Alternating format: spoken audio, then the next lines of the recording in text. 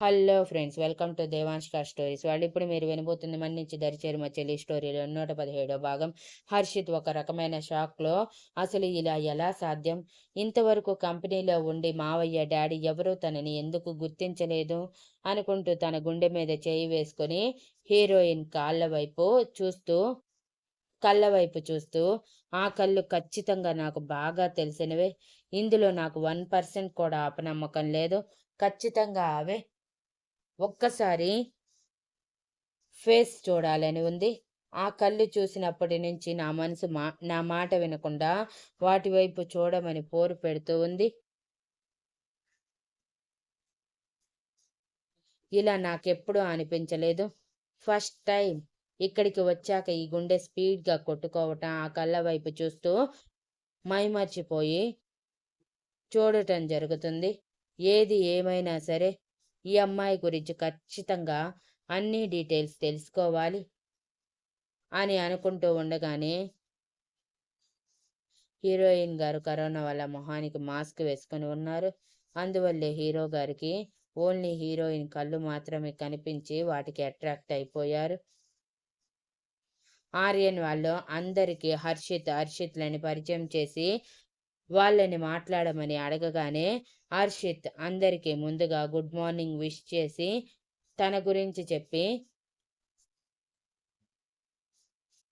అందరినీ జాగ్రత్తగా ఉండమని, ఏ చిన్న విషయమైనా ఏ చిన్న కంపెనీ విషయమైనా బయటికి వెళ్ళింది అంటే సివియర్ యాక్షన్ తీసుకుంటానని, వర్క్ టైంలో సొల్లు వేస్తూ ఇచ్చిన పని చేయకుండా ఉంటే ఎవరిని వదిలే ప్రసక్తే లేదు. ఖచ్చితంగా వాళ్ళని కంపెనీ నుంచి బయట నిలబెడతాను కాబట్టి ఇప్పటి నుంచి ఒళ్ళు దగ్గర పెట్టుకొని వర్క్ చేయండి అని నవ్వుతూనే వార్నింగ్ ఇస్తాడు. తర్వాత హర్షిత్ పైకి లేచి హీరోయిన్ గారి వైపు ఒకసారి చూసి వెంటనే అందరి వైపు చూస్తూ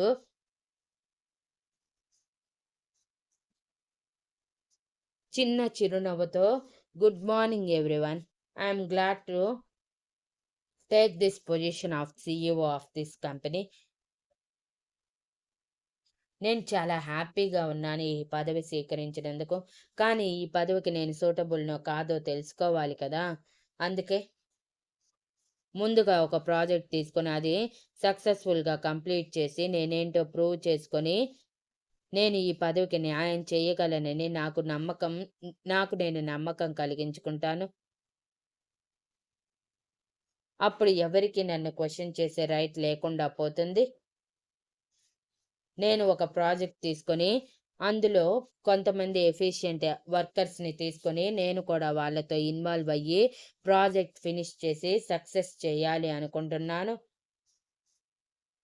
దానికి మీ అందరి సహకారం ఉంటుందని ఆశిస్తున్నాను. అలాగే ఈరోజు ఈవినింగ్ లోపు ప్రాజెక్ట్ సెలెక్ట్ చేసుకొని, అందులో మెంబర్స్‌ని కూడా సెలెక్ట్ చేసి ఆ మెంబర్స్ నేమ్స్‌ని అనౌన్స్ చేస్తాను. ఖచ్చితంగా వాళ్ళందరూ నాతో కలిసి వర్క్ చేయాల్సిందే. ఎవరు నో చెప్పటానికి వీల్లేదు. నేను అటువంటి వాళ్ళనే సెలెక్ట్ చేస్తాను. అందరి ప్రొఫైల్స్ తప్పకుండా సెలెక్ట్ చూస్తాను. సో, నేను చేసిన వాళ్ళు ఖచ్చితంగా ఎఫిషియెంట్ అయి ఉంటారని నమ్ముతున్నాను అని చెప్పి తన స్పీచ్ ముగిసింది అన్నట్టు చిన్న చిరునవ్వు నవ్వి తన సీట్ దగ్గరికి వెళ్ళిపోతాడు. లేడీ ఎంప్లాయీస్‌లో కొందరు హర్షిత్ నవ్వుకి పడిపోయి, అబ్బా! ఎంత బాగా నవ్వుతున్నాడు. పైగా నవ్వినప్పుడు పడే సొట్టబుగ్గలు చూసారా ఎంత క్యూట్‌గా ఉన్నాయో. 6 అడుగుల గ్రీకు వీరుడు మాకు CEO అయ్యారు.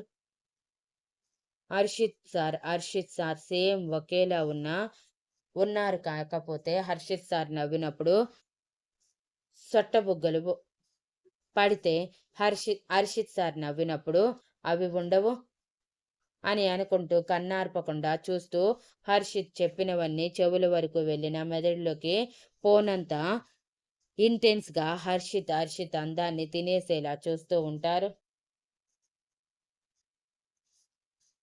ఓకే అని సంజయ్ తన పిఏతో అందరినీ ఎవరి వర్క్ వారిని చూసుకోమని చెప్పి ఎంప్లాయీస్ అందరూ ఎవరి ప్లేస్‌లోకి వాళ్ళు వెళ్ళిపోగానే హర్షిత్ హీరోయిన్ గారు తన బెస్ట్ ఫ్రెండ్‌తో సార్ చాలా కాన్ఫిడెంట్‌గా ఉన్నారు కదా! ఆయన సార్ తీసుకున్న నిర్ణయం చాలా బాగుంది. ఒక్కసారి ఇంత పెద్ద పొజిషన్‌కి వచ్చి గర్వం అనేది లేకుండా తనని తాను నిరూపించుకోవాలి అనుకుంటున్నారు. అంటే చాలా గ్రేట్. ఇలా ఎంతో మంది ఒక్కసారిగా వారసత్వంగా వచ్చిన పొజిషన్ వస్తే మాకు ఎవరు ఎదురు చెప్పే వారు లేరు అంటూ చాలా రూడ్‌గా బిహేవ్ చేస్తారు. వాళ్ళే రూరల్ అన్నట్టు గర్వం చూపిస్తారు. కానీ ఈసారి మాత్రం చాలా నార్మల్‌గా ఎటువంటి గర్వం లేకుండా మాట్లాడుతున్నారు. నాకు నచ్చారు అని అంటుంది. తన బెస్ట్ ఫ్రెండ్ అయిన మానస, ఓహో! First impression is best impression అంటారు. ఫస్ట్ టైమ్‌లోనే సార్‌ని చూడగానే నీకు నచ్చేసారన్నమాట. అన్ ఇంత టిపికల్‌గా ఉండే నీకు, ఒకసారి ఇంత ఈజీగా చూసిన మొదటి చూపులోనే సార్ నచ్చారంటే, ఇప్పుడు ఒప్పుకుంటున్నాను సార్ చాలా గ్రేట్ అని. ఇంతవరకు నువ్వు ఎవరి గురించి ఇలా ఎప్పుడూ చెప్పింది లేదు. కానీ సార్‌ని ఇంతలా పొగుడుతున్నావు అంటే, ఏంటి సంగతి? సార్‌కి పడిపోయావా? అని కళ్ళు ఎగరేస్తూ అడిగింది. హీరోయిన్ గారు మానస నెత్తి మీద ముట్టి, పిచ్చి పిచ్చిగా మాట్లాడకు మానస. నిజమే, సార్‌ని చూసి ఇంప్రెస్ అయ్యాను. అది కూడా ఆయన స్పీచ్ వలన. అంతేకాని సార్ అందం చూసి నేనేమి ఏ మూసీ నదిలోనో పడిపోలేదు. నువ్వు ఊహించినంత ఏమీ లేదిక్కడ అని చెప్పి హర్షిత్ అందం గుర్తు చేసుకుని, నిజమే, సార్ చూడటానికి చాలా అందంగా ఉన్నారు. ముఖ్యంగా సార్ నవ్వినప్పుడు పడే సొట్టబుగ్గలు ఇంకా అందంగా ఉన్నాయి.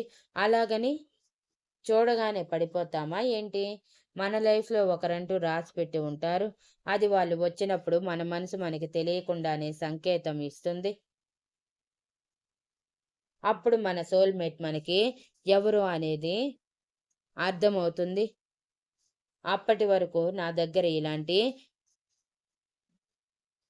పిచ్చి పిచ్చి వాగుడు వాగకు అని సీరియస్‌గా చెప్పి మనసులో ఇది చెప్పినట్టు సార్‌ని చూసిన దగ్గర నుంచి నా గుండె ఒకటే స్పీడ్‌గా కొట్టుకుంటుంది.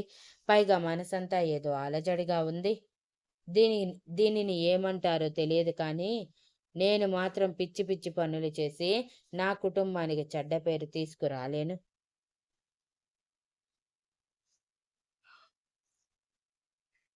ఇక నుంచి వీలైనంతగా హర్షిత్ సార్‌కి దూరంగా ఉండాలి అని మైండ్‌లోనే ఫిక్స్ చేసుకుంటుంది.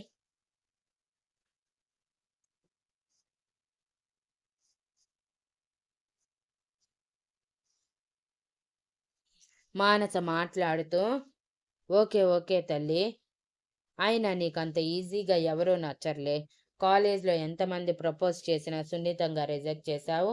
ఆఖరికి కాలేజ్ చైర్మన్ కొడుకు ఎంత ఇబ్బంది పెట్టినా మ్యాన్ హ్యాండ్లింగ్ చేయకుండా, ఎంతో సున్నితంగా అతనికి నచ్చజెప్పి నీ వెనక పడకుండా బుద్ధొచ్చేలా చేశావు. ఈ ఆఫీస్‌లో జాయిన్ అయ్యి సంవత్సరం అవుతుంది.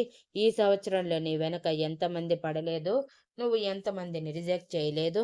అటువంటి నువ్వు సార్ గురించి కొంచెం పొగిడేసరికి ఏదేదో ఊహించుకొని నీతో అలా వాగేశాను. సరేలే, ఇవన్నీ మనకి మామూలే కదా! పద, వర్క్ చేసుకుందాం. ఇలా మనం మాట్లాడుతూ ఉంటే ఎండీ సార్ వార్నింగ్ ఇచ్చారు. టైం వేస్ట్ చేస్తే పింక్ స్లిప్ ఇచ్చి ఇంటికి వెళ్ళిపోవటమే అని. అంత సాహసం మనకెందుకు చెప్పు? పద, మన పని మనం చూసుకుందాం అని నవ్వుతూ హీరోయిన్ గారిని తీసుకొని వెళ్ళి తన క్యాబిన్ దగ్గరికి వెళ్తారు.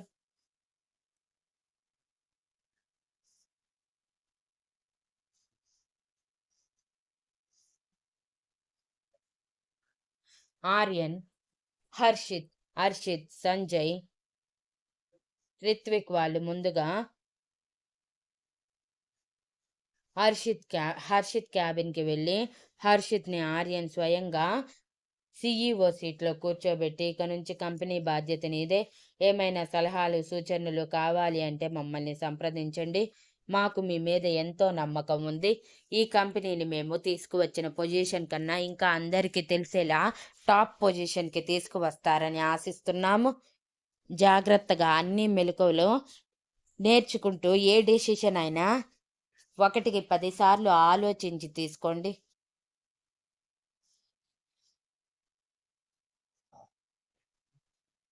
ఇది మీకు మాత్రమే సంబంధించిన విషయం కాదు. మన కుటుంబం పరువు, ఎన్నో వేల మంది కుటుంబాల జీవనోపాధికి సంబంధించిన విషయం. మన కంపెనీ మీద ఆధారపడి ఎన్నో వేల కుటుంబాలు బ్రతుకుతున్నాయి. ఇప్పుడు వాళ్ళ జీవితాలన్నీ మీ చేతుల్లోనే ఉన్నాయి. మీ ఒక్క రాంగ్ డెసిషన్ వాళ్ళ జీవితాలని రోడ్డు మీదకి తీసుకువచ్చే ఛాన్స్ కూడా ఉంది. కాబట్టి ఆఫీస్ వ్యవహారాల్లో ఆచితూచి అడుగు వెయ్యండి. ఎవరిని నమ్మటానికి లేదు. ప్రతి ఒక్కరిని నిశితంగా చూసి వాళ్ళ గురించి తెలుసుకొని అప్పుడు ఏమైనా డెసిషన్ తీసుకోండి. తొందరపాటులో ఒకరి గురించి తప్పుగా ఆలోచించి ఏ విషయాలు తీసుకోవద్దు. ఏ నిర్ణయాలు తీసుకోవద్దు. అది కానీ రాంగ్ అని తేలింది అంటే అవి మీ క్యారెక్టర్ మీద మచ్చ వచ్చేలా చేస్తాయి. అలాంటి సిట్యుయేషన్ మీకు ఎప్పటికీ రాకూడదని మేము కోరుకుంటున్నాము అని అంటారు.